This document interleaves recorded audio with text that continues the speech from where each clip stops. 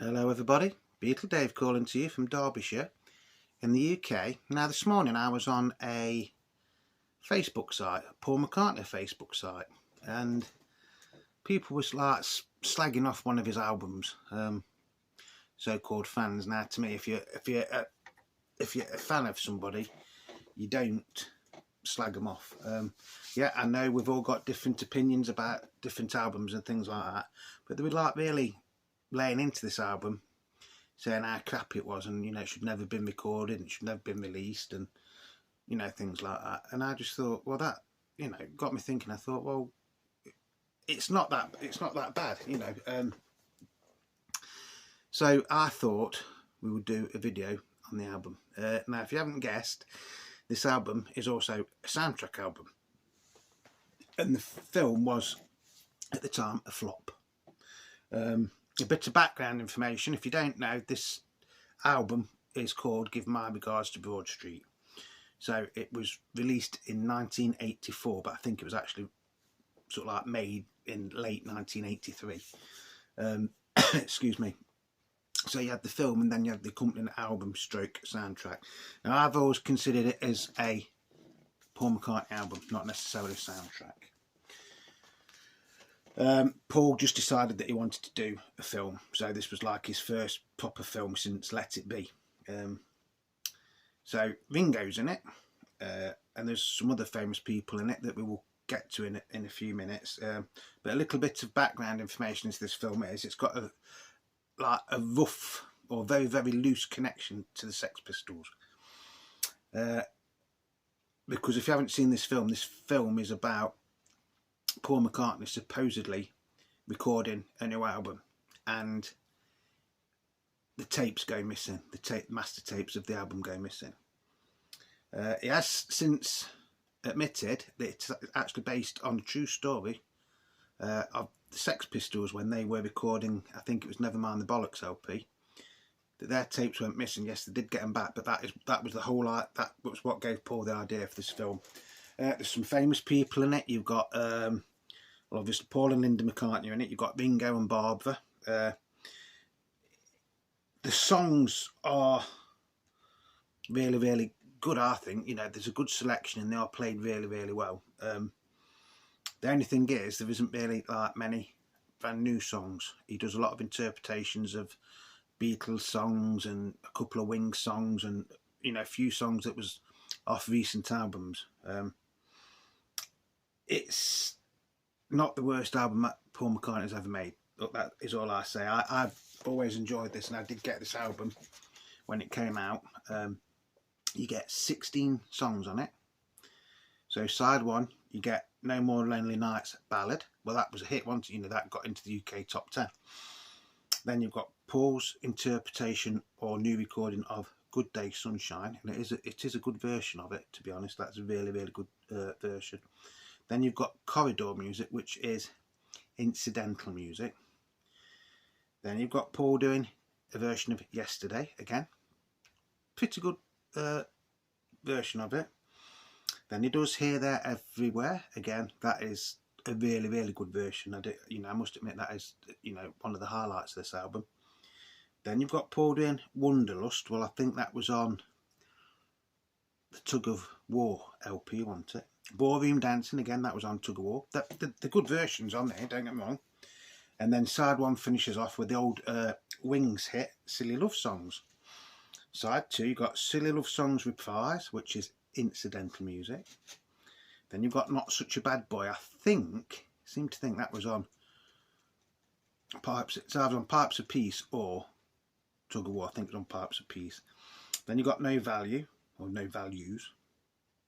Then you've got No More Lonely Nights ballad reprise, again, incidental music. Then you get Paul doing a new version of For No One.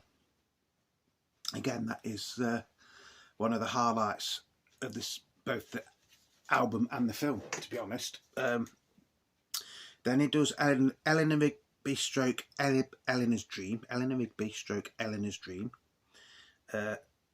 Which is good. The only thing, it does go on for quite a bit, but I don't think the album really does it justice, because you've got to see the film and you've got to see the segment where he starts off singing Eleanor Rigby, and then it goes into like, well, Eleanor's Dream. So that, you know, the sequence then it's got Paul, Linda, Ringo and Barbara Beck all in it, and they're all in like Victorian costumes and everything, you know. So, you know, you might, if you just listen to this and you didn't know, you think, oh, that's a bit boring, but it isn't. Then you've got Paul doing the Long and Winding Road, which is more of like a jazzy sort of like version of it, and then it finishes off with No More Lonely Nights play out version. So that is the track listing, and this is a UK copy from 1984, and it is PCTC 2, which is a bit strange because that PCTC catalogue number had been like around since sort of like 1972, 1973, hasn't it? So why it's only number 2, I don't know, because Ringo Starr's Ringo album was PCTC, wasn't it? Something or other. So that is the back cover. That is the front cover. And it is a gatefold as well.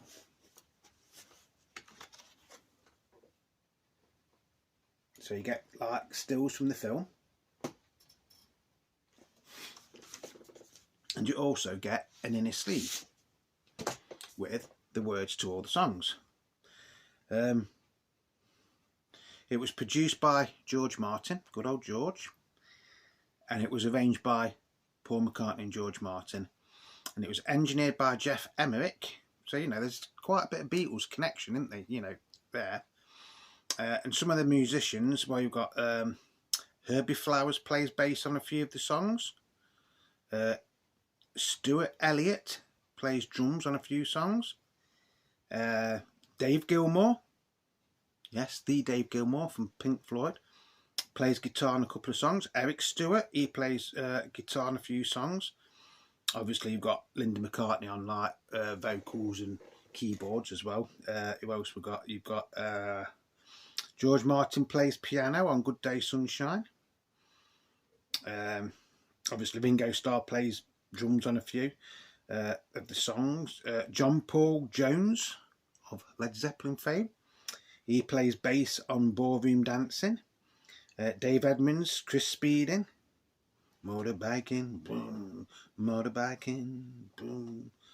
So there is, you know, there's quite a few famous people that are on this LP, just as like his backing band.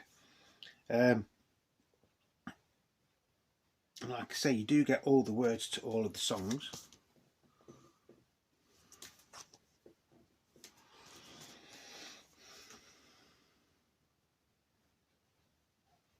So yeah, you know, it is probably a bit overlooked in the Paul McCartney catalogue at the minute, but I do think eventually its time will come again.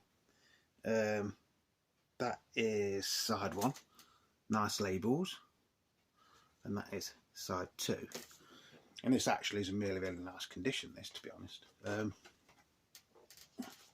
It's not the rarest Paul McCartney LP to find. You can usually find a decent copy on eBay for between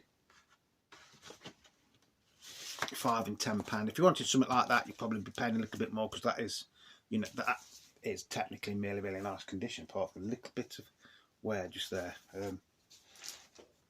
It is a Paul McCartney song, Paul McCartney album I have actually got a few copies of. Basically because when you do see them, they are usually pretty cheap. If you haven't got it, I would highly recommend you to get it. So that's a Beatle Dave recommendation for you out there. You know, if you haven't got this album and you do see it, as long as it's sort of like under £10–15, but to be honest, I think you would get a pretty decent copy for £10. You know, go out and get it, because it is nice just to compare his versions of the Beatles songs to the Beatles songs, and to see how his voice has changed over the years. So yeah, all in all, a brilliant LP. Yes, the film did flop, or was classed as a flop. I went to see it, I think not long after it was released. I think it came out on video, and I think we went to Blockbusters or whatever it was at the time, and we actually got it out on video, so we watched it. I always thought the film was okay. Yeah, it was a little bit wouldn't say boring, but the story was a bit sort of like long in places. But yeah, I've got to remember there was some famous people that starred in this as well, because it's not only got Paul and Linda McCartney, you got Brian Brown, you got Ringo Starr, Barbara Beck, Linda McCartney, Tracy Ullman, and Ralph Richardson's in it. Sir Ralph Richardson was actually in this. I remember rightly, he played Tracy Ullman's dad in it, I think. And then obviously George Martin's in it as well, and things like that. So you know, it is nice, and it is a product of its time. The critics at the time absolutely hated the LP, the film. Some of the fans hated the LP. Like as I've said, I've always thought it's a good LP. Yeah, it's not his best, but it by no means is it his worst one. He has, you know, made a few that aren't as good as this, in my opinion. And that is just my opinion. I think the way why some people do criticise is because technically there's only one real new song on it, maybe two, which is No More Lonely Nights, the ballad, and then the No More Lonely Nights B-side, which was the play-out version, and then I think No Values is a newish song. Everything else had been, you know, from the Beatles or Wings on, or Tug of War LP. Nothing wrong with that, because these are completely different versions. Like I say, you know, it is nice to hear the comparisons and, you know, things like that. But it's like when that thing I was reading this morning, there's all slagging him off and this, that, and the other, and I'm thinking, why are you on the site? Why are you even on the site? You know, if you don't like it, just say you don't like it. Don't say, oh, it's a load of crap and you should never have done it. You know, but it's what Paul wanted to do at the time. You know, that was. I don't really understand why he did do it, because technically, if you're going to make a film, if you're a rock star or pop star and making a film, you'd want to promote new product, wouldn't you? Well, really, this isn't new product, is it? So I can understand that bit, but I don't think people have took the time to actually listen to this for years and years and years. And I think if they got it out now, if they played this now, they'd be surprised at how good it is. Highlights for me are Good Day Sunshine, Here, There, Everywhere, 401, and Eleanor Rigby's a good version. You know, I do like Not Such a Bad Boy, No More Lonely Nights. You know, I like that. So, you know, there is some really, really nice songs on it, but that is just my opinion. You know, everybody's got their own opinion. But it's like, the only way thing I can compare this is, I think this LP and the film, I think its time will come again. I'll just say, when Beatles did Magical Mystery Tour, the film was originally a television film, so it was released on Boxing Day 1967 by the BBC, and it was played in black and white. Even though it was colour film, they showed it in black and white. Right? So the critics absolutely hated Magical Mystery Tour when it came out. Even some of the fans did. I've got books down there where the critics are saying, well, it's just a load of nonsense. All right? But in the UK, the soundtrack to that film, which was the Magical Mystery Tour double EP, and bear in mind that's an EP, got to #2 in the UK charts. I don't know where this got to, but it's like now, you listen to people like Steven Spielberg and people like that, and they will say Magical Mystery Tour was a very, very big influence on them at the time, because it was so completely different. This is a product of its time, yes, so, you know,